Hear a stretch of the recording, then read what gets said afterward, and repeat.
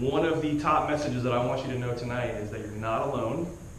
And obviously those statistics show you're not alone. You are no less of a person if you have struggles. You are no less of a Christian if you have struggles with any of this. If you do not have depression or severe anxiety, mental illness of some kind, then you could not possibly know what it's like. And sometimes we try to think we know and we try to pretend like we know.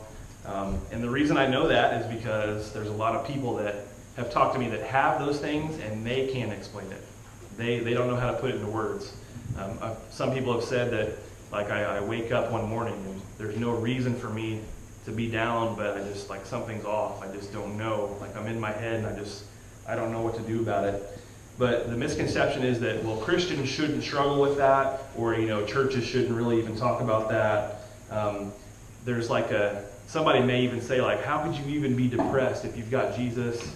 And I know there's an element of truth to that when it comes to, like, some of the small things in life that sometimes we maybe make a big deal that maybe aren't. But when it comes to something as serious as mental health, it's okay to not be okay.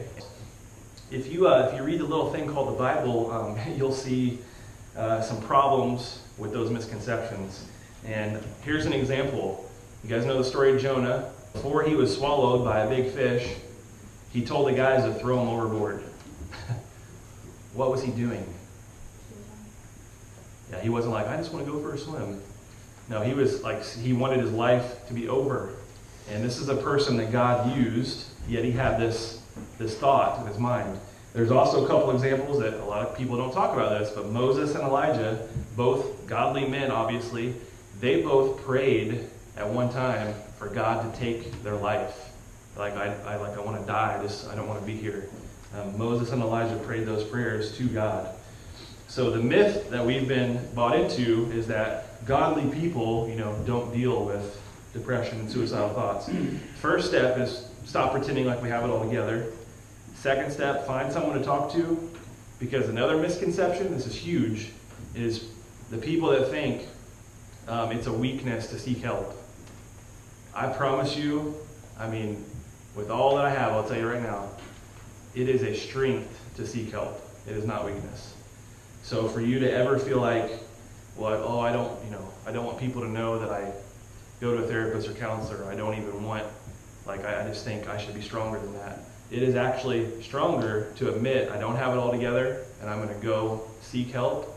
I'm going to find the right help, and that is a beautiful thing. There's actually strength in doing that. God uses us in our weakness.